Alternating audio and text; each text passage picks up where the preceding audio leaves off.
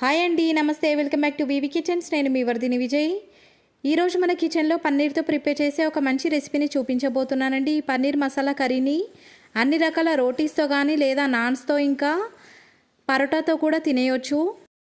జీరా రైస్తో ఈ పన్నీర్ కర్రీని తిన్నా కూడా రుచి మాత్రం అద్భుతంగా ఉంటుందండి. ఈ పన్నీర్ కర్రీని ప్రిపేర్ చేయడానికి టైం కూడా ఎక్కువగా పట్టదు. చాలా తక్కువ టైంలోనే ఇంట్లోనే ఉన్న ఇంగ్రీడియంట్స్తో ఈ పన్నీర్ కర్రీని ఎంతో ఈజీగా ప్రిపేర్ చేసుకోవచ్చు. మరికొన్ని పన్నీర్తో ప్రిపేర్ చేసే రెసిపీస్ కూడా మన ఛానల్లో అవైలబుల్గా ఉన్నాయి. మీకు కనుక కావాలనుకుంటే లింక్ డిస్క్రిప్షన్లో ఇస్తాను, మీకు వీలైతే ఒకసారి చెక్ చేసేయండి. మరి లేట్ చేయకుండా ఈ simple and easy tasty paneer కర్రీని ప్రిపేర్ చేయడం కోసం ప్రాసెస్ స్టార్ట్ చేసేద్దాం. ముందుగా స్టవ్ ఆన్ చేసి స్టవ్ పైన ఒక ప్యాన్ని పెట్టి దాన్ని వేడి చేసుకున్న తర్వాత ఈ ప్యాన్లోకి 1 టేబుల్ స్పూన్ దాకా నూనెని, మరొక టేబుల్ స్పూన్ దాకా నెయ్యిని కానీ లేదా బటర్ని కానీ వేసుకొని కరిగించుకోవాలి. ఈ నెయ్యి కరిగిపోయిన తర్వాత ఇప్పుడు ఈ నెయ్యిలోకి కట్ చేసుకున్నటువంటి పన్నీర్ని వేసుకొని మంటను లో ఫ్లేమ్లోకి అడ్జస్ట్ చేసుకొని 1 మినిట్ పాటు అటు ఇటు రొటేట్ చేసుకుంటూ ఈ పన్నీర్ మొత్తాన్ని కూడా ఈవెన్గా ఫ్రై చేసుకోవాలి. ఈ పన్నీర్ని వీడియోలో చూపించిన సైజులో క్యూబ్స్ లాగా కట్ చేసుకోవడానికి ట్రై చేసుకోవాలి. మరీ ఎక్కువగా పన్నీర్ ఫ్రై అవ్వకుండా కాస్త గోల్డెన్ కలర్లోకి వచ్చిన తర్వాత ఈ పన్నీర్ మొత్తాన్ని కూడా ఈ ఆయిల్లో నుంచి బయటకు తీసి ఒక ప్లేట్లోకి ట్రాన్స్ఫర్ చేసుకొని కాసేపు పక్కనుంచుకోవాలి. ఇప్పుడు ఇదే నూనెలోకి సన్నగా కట్ చేసుకున్నటువంటి ఉల్లిపాయలను కూడా వేసుకొని వాటిని కూడా గోల్డెన్ కలర్లోకి వచ్చేంత వరకు కలుపుకుంటూ ఫ్రై చేసుకున్న తర్వాత బాగా పండినటువంటి 2 పెద్ద సైజ్ టమాటోలను తీసుకొని వాటిని సన్నగా కట్ చేసుకొని ఆ టమాటోలను కూడా ఈ ప్యాన్లోకి వేసుకొని టమాటో పైన ఉన్న తొక్క ఊడి వచ్చేంత వరకు కూడా ఈ టమాటోని బాగా మగ్గించుకోవాలి.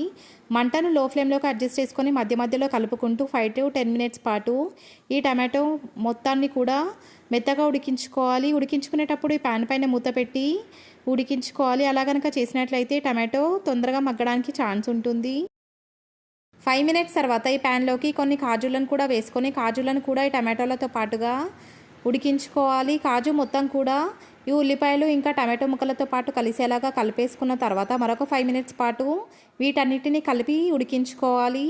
వీడియోలో చూపిస్తున్నట్టుగా టమాటో ముక్కల పైన ఆయిల్ అనేది పైకి తేలి వచ్చిన తర్వాత స్టవ్ ఆఫ్ చేసేసుకొని వీటన్నిటిని కూడా రూమ్ టెంపరేచర్లోకి వచ్చేంత వరకు చల్లారనిచ్చిన తర్వాత మిక్సీ జార్లో వేసుకొని ఫైన్ పేస్ట్ లాగా ప్రిపేర్ చేసుకొని పక్కన ఉంచుకోవాలి. ఇప్పుడు మరొక ప్యాన్ని స్టవ్ వెలిగించి స్టవ్ పైన పెట్టి ఆ ప్యాన్లోకి 1 టేబుల్ స్పూన్ దాకా నూనెని, మరొక టేబుల్ స్పూన్ దాకా నెయ్యి లేదా బటర్ని వేసి కరిగించుకున్న తర్వాత 1 టీ స్పూన్ దాకా జీలకర్రను వేసుకొని వేయించుకోవాలి. జీలకర్ర చిట్లిన తర్వాత ఇప్పుడు ఈ ఆయిల్లోకి 4 లవంగాలను, 1 బిర్యానీ ఆకును, 1 ఇలాచీని కూడా వేసుకొని ఫ్రై చేసుకున్న తర్వాత ఇందాక మనం ప్యూరీ చేసి పక్కన ఉంచుకున్నటువంటి టమాటో ఇంకా ఆనియన్ పేస్ట్ మొత్తాన్ని కూడా ఈ ప్యాన్లోకి వేసేసుకొని ఆయిల్తో పాటు కలిసేలాగా కలిపేసుకున్న తర్వాత 2 to 3 మినిట్స్ పాటు మంటను లో ఫ్లేమ్లోకి అడ్జస్ట్ చేసుకొని మాత్రమే కలుపుకుంటూ ఈ మిశ్రమాన్ని ఆయిల్ పైకి తేలి వచ్చేంత వరకు ఉడికించుకోవాలి.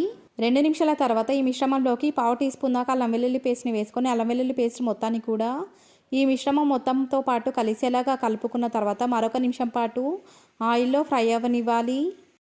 మరొక నిమిషం తర్వాత ఈ ప్యాన్లోకి చిటికెడు పసుపును కూడా వేసుకొని పసుపు మొత్తం కూడా ఈ మిశ్రమంతో పాటు కలిసేలాగా కలిపేసుకున్న తర్వాత మరొక 30 సెకండ్స్ పాటు ఆయిల్లో ఈ మిశ్రమం మొత్తాన్ని కూడా ఫ్రై చేసుకున్న తర్వాత ఇప్పుడు ఈ మిశ్రమంలోకి 1 టేబుల్ స్పూన్ దాకా కారాన్ని, రుచికి తగినంత ఉప్పును కూడా వేసేసుకొని ఉప్పు కారం 2 కూడా ఈ గ్రేవీతో పాటు కలిసేలాగా కలిపేసుకున్న తర్వాత మంటను లో ఫ్లేమ్లోకి అడ్జస్ట్ చేసుకొని మరొక 2 to 3 మినిట్స్ పాటు ఈ గ్రేవీ మొత్తాన్ని కూడా ఆయిల్లో ఉడకనివ్వాలి. 2 నిమిషాల తర్వాత ఈ గ్రేవీ పైన ఆయిల్ అనేది పైకి తేలి వస్తుంది. వీడియోలో చూపిస్తున్నట్టుగా ఆయిల్ మొత్తం కూడా పైకి తేలి వచ్చిన తర్వాత ఇప్పుడు ఈ గ్రేవీలోకి 1 కప్పు దాకా చిలికినటువంటి తియ్యటి పెరుగును వేసుకొని ఆ పెరుగు మొత్తం కూడా ఈ గ్రేవీతో పాటు కలిసేలాగా కలుపుకున్న తర్వాత మరొక 2 నుంచి 3 నిమిషాల పాటు ఈ గ్రేవీ మొత్తాన్ని పెరుగుతో పాటు కలిపేసుకొని ఉడికించుకోవాలి. పెరుగుతో పాటు గ్రేవీ మొత్తం కూడా కలిసిపోయిన తర్వాత ఆయిల్ పైకి తేలి వచ్చేంత వరకు కూడా ఈ గ్రేవీని ఉడికించుకోవాలి. ఇలా ఒక్కొక్క ఇంగ్రీడియంట్ వేసుకొని ఆయిల్ పైకి తేలి వచ్చేంత వరకు వాటిని ఉడికించుకోవడం వల్ల ఈ గ్రేవీ టేస్ట్ అనేది సూపర్గా మారుతుంది. 2 నిమిషాల తర్వాత ఈ గ్రేవీలోకి 1 కప్పు దాకా వాటర్ని కూడా వేసుకొని మనం వేసుకున్నటువంటి వాటర్ మొత్తాన్ని కూడా ఈ గ్రేవీతో పాటు కలిసేలాగా కలుపుకొని మంటను లో టు మీడియం ఫ్లేమ్లోకి అడ్జస్ట్ చేసుకొని ఈ గ్రేవీ మొత్తాన్ని కూడా ఉడికించుకోవాలి. 1 నిమిషం తర్వాత ఈ గ్రేవీలోకి 1/2 టీ స్పూన్ దాకా ధనియా పౌడర్ని, మరొక 1/2 టీ స్పూన్ దాకా గరం మసాలా పౌడర్ని కూడా వేసుకొని రెండింటిని కూడా ఈ గ్రేవీతో పాటు కలిసేలాగా కలిపేసుకొని గ్రేవీ మొత్తాన్ని కూడా ఉడికించుకోవాలి.